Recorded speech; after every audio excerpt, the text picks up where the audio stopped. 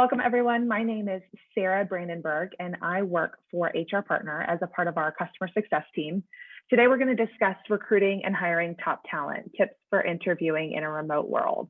HR Partner is an HRMS solution that combines both the simplicity and the ease of use with accessibility. So now you have access to all of the same tools that larger organizations are using without the hefty price tag.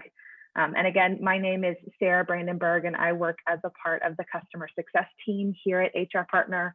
My background is in human resources, where I've managed employees, managed policies and procedures, recruitment, and all aspects of human resources for small to medium-sized businesses. I hold an active professional in human resources, a PHR certification from HRCI, and I love working with our clients at HR Partner to consult on how HR Partner as a system can better support their organizations. So I'm happy to join you and to lead this webinar today. So let's walk through what agenda items we have planned to discuss during today's webinar. First, we're going to walk you through how to run a virtual interview with a potential candidate and how to prepare your candidates for the interview. Virtual interviewing may be new to many candidates, and we want to give candidates all of the tools to be able to succeed in an interview, virtually or in person, so that you can focus on asking effective questions and they can focus on their background and their skill sets. Although our focus today will be on interviewing virtually, many of these tips will also apply to in-person interviewing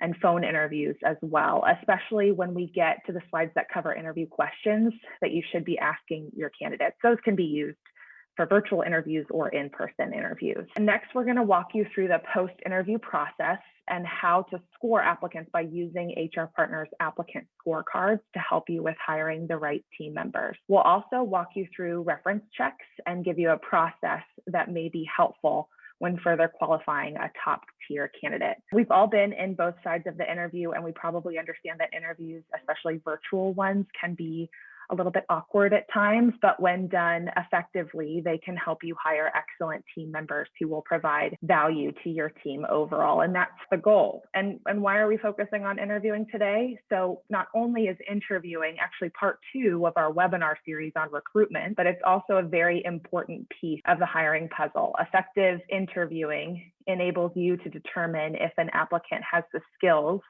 and the experience to be able to do the job well, but it also helps you focus on other areas as well. It also allows you to see and gauge whether the candidate will fit within your organization for the long term. If you take the extra time to conduct a solid interview and ask worthwhile questions, this can help contain the overall turnover costs for your team as well. An interview is not just about testing the candidate with your questions, it's also a great opportunity for the candidate to learn more about the team and to better understand what they can expect from the work environment and the colleagues that they'll be working with as well. So this can help further reduce a new hire or a new starter's turnover and reduce your turnover costs entirely. If new hires aren't leaving the team, they won't have to worry about hiring any backfills, so making your job just a little bit easier. So let's talk a little bit about why interviewing virtually is an excellent option today. So of course, safety is our top priority, and many of us are still working remotely and working in atypical environments, which doesn't necessarily allow us to conduct a face-to-face interview across a conference room table at all times. In these times, we must have an alternative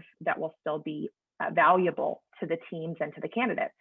And actually, you'll learn that virtual interviewing requires almost less preparation than an in-person interview. You aren't rushing to clean up your office or rushing to collect the applicant and put them in a free conference room. It's a quick log onto a video software and you can begin the process. So it can be very, very effective. A virtual interview also opens up your applicant pool to candidates who may have been outside of your original area of consideration. So we mentioned this during our last webinar series, but in today's environment, hiring an applicant who will be 100% remote means that you can hire someone who is outside of your normal geographical area.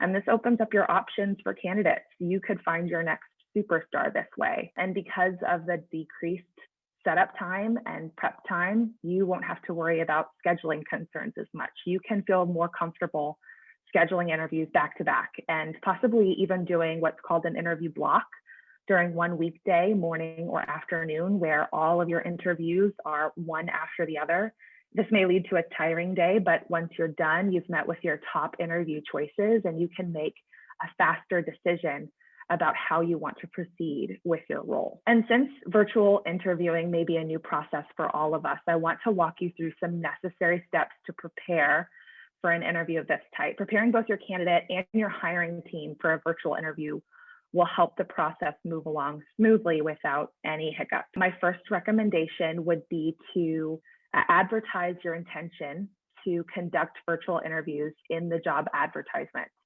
This will help set expectations with the candidates up front.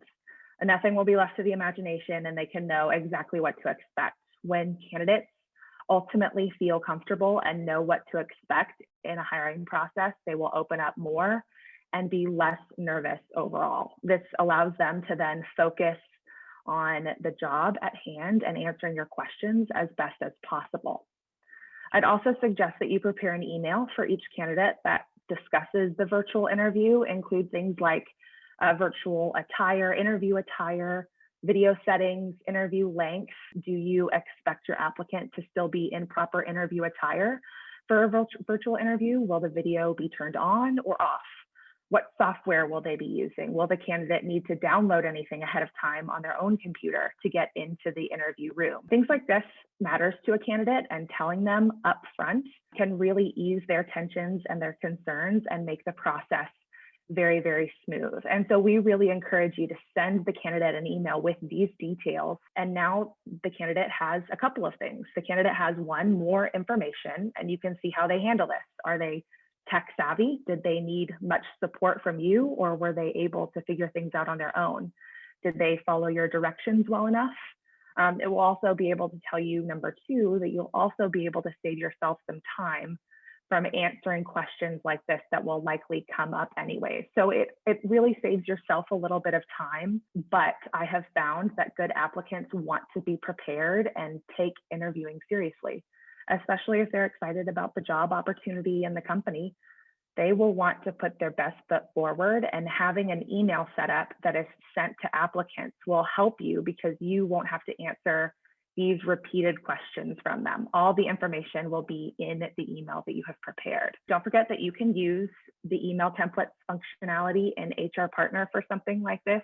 Email templates allow you to create a template and use and reuse that same content in an email over and over again to different applicants of any job. It does require a bit of setup at the start, but once it's done, you can save yourself time by selecting the email template and sending it automatically over to your applicants before an interview even begins. It's also important to prepare your hiring manager and the evaluation panel before beginning to interview candidates virtually. It's very possible that your hiring managers and supervisors have never been a part of an online interview or an interview that is done only on video.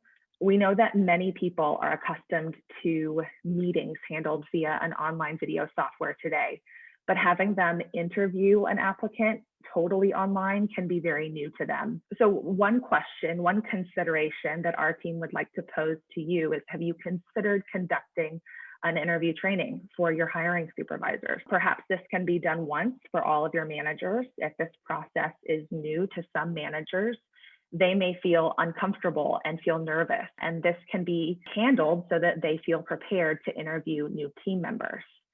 And a few ideas of what to include in your preparations when you're training your evaluation panel. First, remind the team to slow down their pace of speech. Video interviewing is already difficult and already different than in-person interviews. And if you're speaking quickly, it's possible that the candidate is missing important information. The verbal and nonverbal communication in a video interview almost needs to be exaggerated so that an applicant isn't missing information, because we all know that technology can be tricky as well. Internet speeds can drag, there can be lapses and freezes in the interview, and we don't want that to become a hang up if you do have a stellar candidate on the other side of the camera. So coach your hiring managers to talk directly to the camera and engage with the candidate whenever possible. Creating an engaging environment online is a bit harder than being in person, so they'll have to work at it. This can be done by first greeting the candidate at the start of the interview, and then maybe even addressing how different an online interview is from an in-person interview. Sometimes relating to the candidate in this way is the easiest and the fastest way to break the ice and get the conversation flowing. It's very possible that your team is working remotely and may also have at-home offices where they're working.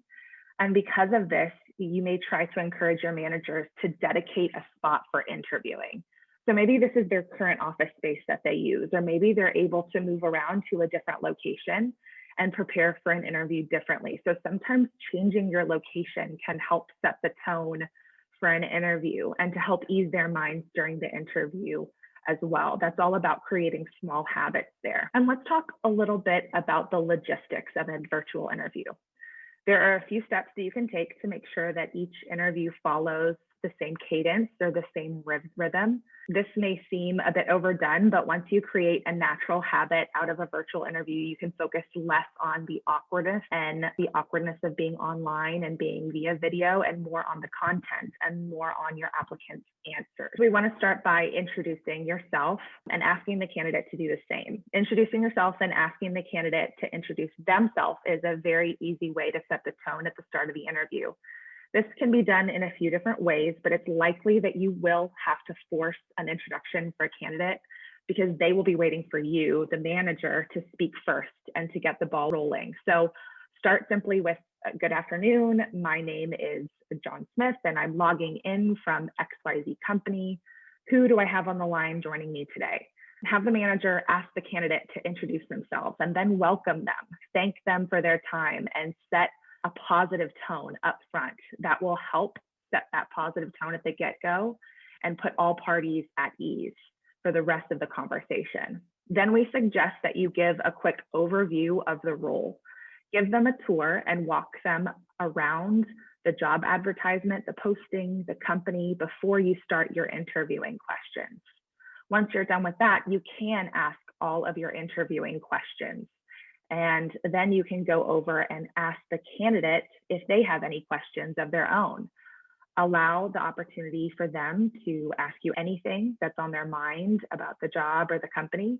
A great way to consider the conversation overall. And then last but not least, close out the interview. This is done by first thanking the candidate for their time and then sharing with the candidate a simple timeline or a time frame, and then logging off and just completely closing the meeting. Often closing a virtual interview may be a bit simpler than closing an in-person interview. You aren't necessarily walking a candidate through the office and releasing them. You can just thank them and shut the video line altogether. As long as you've created an engaging environment, you are still getting quality content out of the interview and learning which candidates are the best fit for the job at hand. So we're going to talk a few more about each of these pieces of logistics. And first, let's talk a little bit about interview questions. These are the ones that you should be asking in the interview and you should consider asking. During our last webinar series, we talked about the importance of interviewing questions and about asking interview questions that were open-ended and that created a conversation around a topic. We didn't go into a lot of detail during that webinar series about this specific topic, but today we're going to go over all of our favorite interview questions with you. So first, start with the candidate's background. Tell me about your career so far and what led you to where you are now. What has been your favorite role or project? When were you most excited about getting to work? These two questions are great because they are formatted in a very open-ended way and they let the conversation flow naturally. So you're asking the candidate to give you examples and to start on a very positive note. They're talking about their favorite role, their favorite position. This will set the tone for a positive conversation and can really tell you a lot about how the candidate sees their own work and their own value to the company. Next, we suggest moving on to position fit. Questions like, why did you apply for this position? Or tell me about a time when you X. This is where you can begin to identify soft skills that the candidate may have. We always encourage you to identify these soft skills and hard skills that are important to you for this position that you're hiring for ahead of time, so that you can be on the lookout for them when a candidate answers.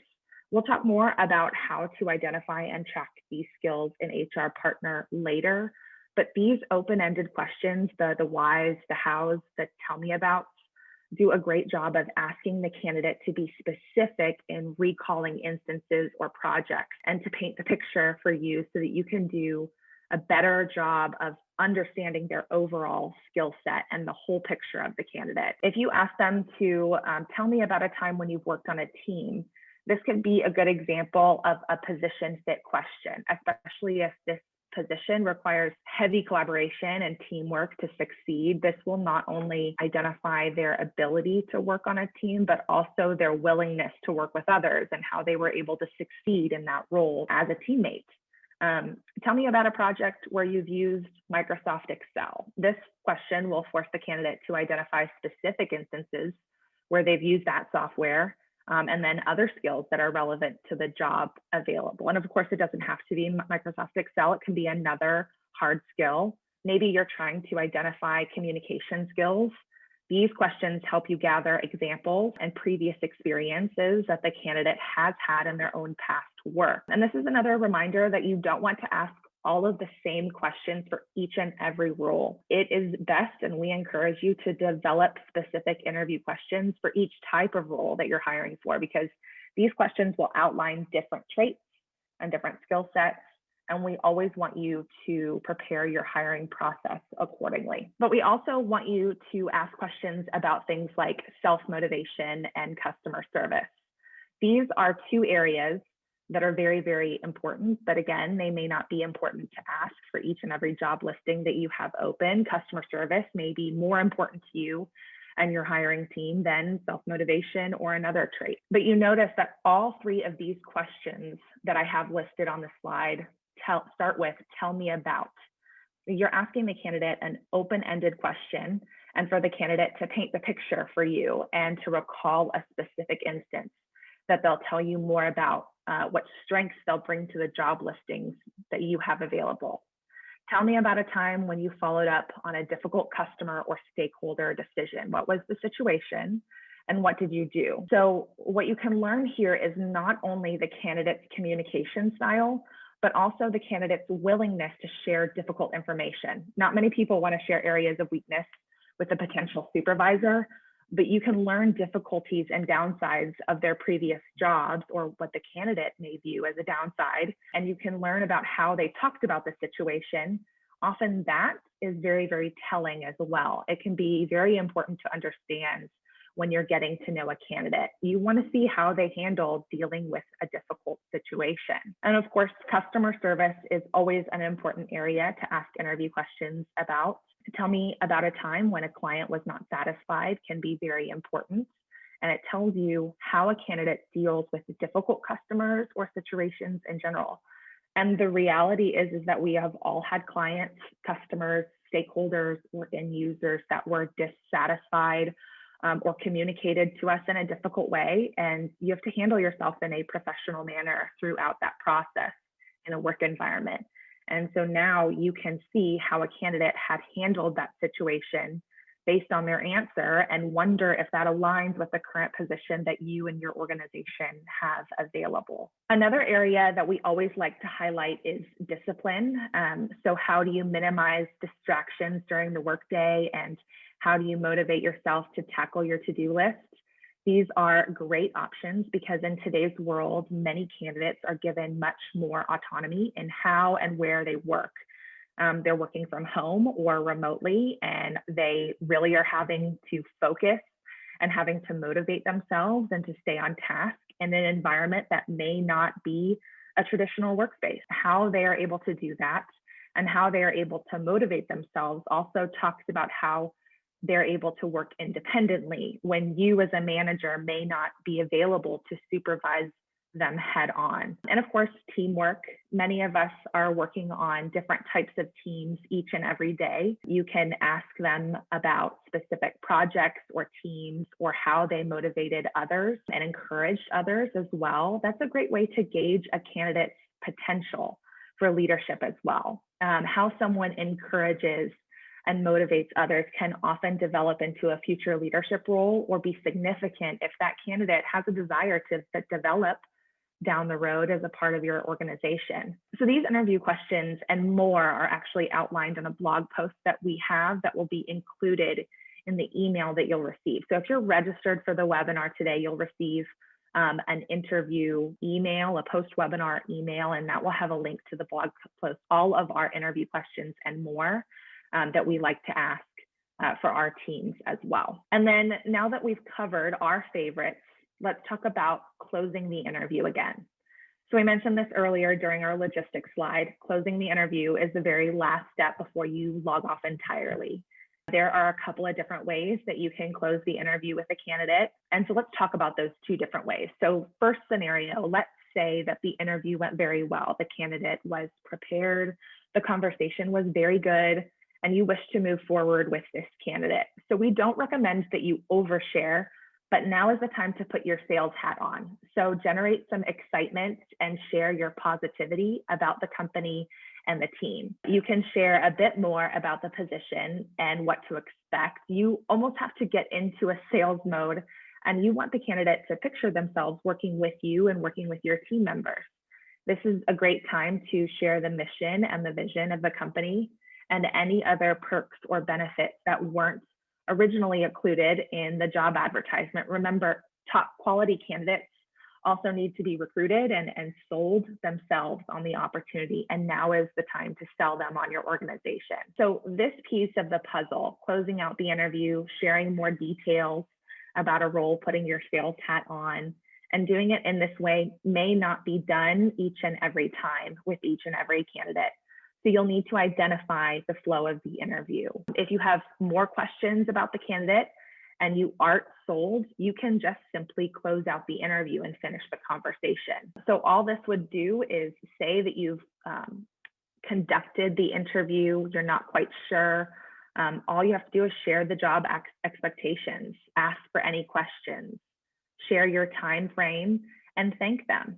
It is perfectly acceptable to say, a member of our team will follow up with you in 1 to 2 weeks. It's natural for you as a manager to want to overshare and to share specifics, but I would encourage you to be succinct and to be to the point with all of your candidates at the end.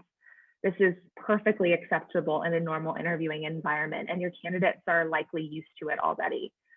This is also another opportunity for you to create some consistency in your interviewing process, because you do want to handle all of your interview candidates with a little bit of the same consistency. When you thank them for your time and thank them for joining you, that's a very easy way to wrap up the interview. And it's very likely that the candidate will understand themselves that the interview is coming to an end.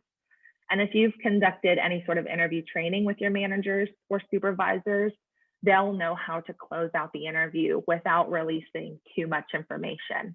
We want to keep it short and sweet, and we don't want to lead a candidate on, especially if that's not our intention. So closing out an interview can be done in a few different ways. And at the end of it, we always recommend that you thank them for your time and just log off. So we've talked about interviewing and the process that may be helpful for virtually conducting interviews, but there are also so many great resources out there that are designed to help you interview virtually.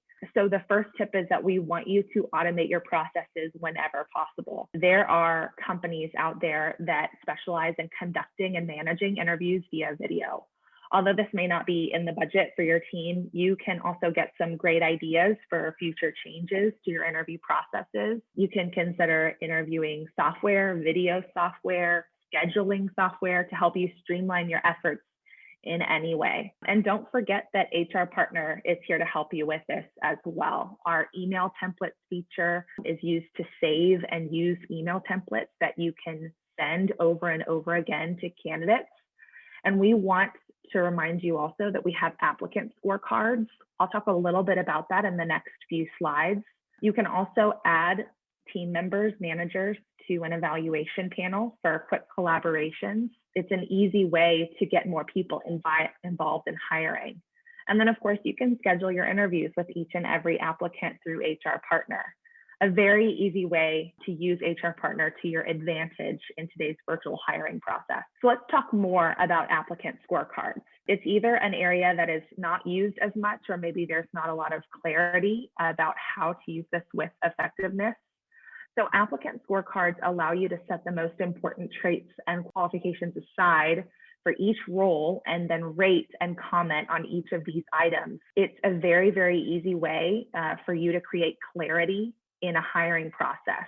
So the first thing that you need to do is first identify what's most important in each role that you're hiring for.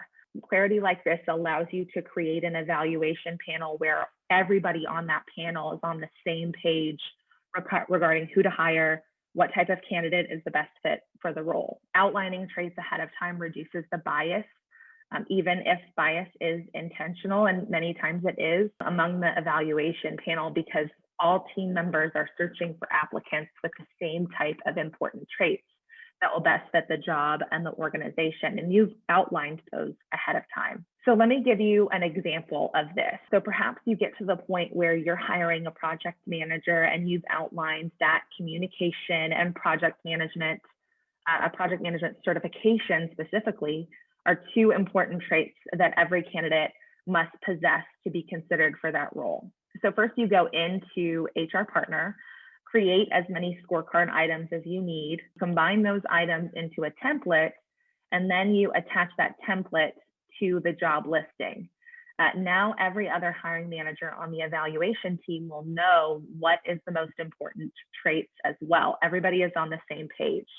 So they won't need to screen for things like technical ability if that's not a scorecard item that's listed. Everyone knows what is important for this role. Hiring managers can then rank each candidate and then provide any commentary after the virtual interview. A very easy and often underutilized area of the system that we want you to encourage to set up and use for your interviews today. And let's talk a little bit about reference checks. So this should be a stage in every recruitment process. If you haven't done this in the past, maybe it's time that you consider this for the future, even for some roles, maybe not all roles. So having a verbal conversation with a previous colleague or a manager is far more effective than just asking for a written reference. Written reference can often feel a little bit canned or automated. And so whenever possible, you should be reference checking from a previous manager or supervisor when possible. But a colleague or a teammate will also work as well. It's a great way to help you narrow down those candidates. And just like with interviewing, open-ended questions will allow you to create a conversation and allows the manager to open up as much or as little as they would like.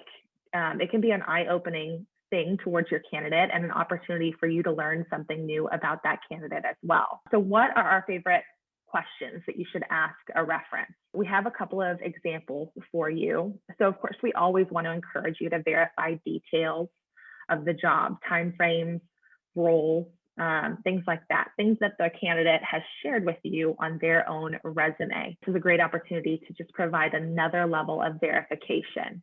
You can also ask them, what was it like to work with them, or what style of management would work best for this person. Oftentimes that can help you as a future manager understand how you can be making that candidate most successful. And then of course, don't forget to ask, why would you hire them again? That's always a really eye-opening question and a really usually an easy one to finish with. And of course, you may not get it around to asking all of these questions. The conversation may be much, much shorter. You're speaking with a fellow manager, a fellow supervisor, of course, and that's okay. But usually you'll learn a little bit more information and it will help you find the top tier candidate. So if you're down to 2 candidates and you can't decide and both of the interview processes went really well and very smoothly, reference checks can also help you decide on which candidate will be the best fit for your team and be the best great long-term hire. It's really the most important goal at the end is finding the right candidate. We know that reference checking can be a little bit lengthier and we understand that it can be a little bit time consuming, but doing this and conducting interviews can be very well worth the effort when your end goal is to find the best candidate for the job and to create a great team, to reduce turnover overall so that your business and your organization can progress a bit further with the right people on board. So those are our end goals at the very end of things, is to find the right people, to get the right people hired to your organization, so that they can begin producing and being an effective team member for you and your team so that your business can progress in any possible way. That's it for our webinar today, and I want to thank you so much for joining us. Thank you so much for your time today, and stay tuned for our next webinar series in the next few months. Thank you very much for joining us today.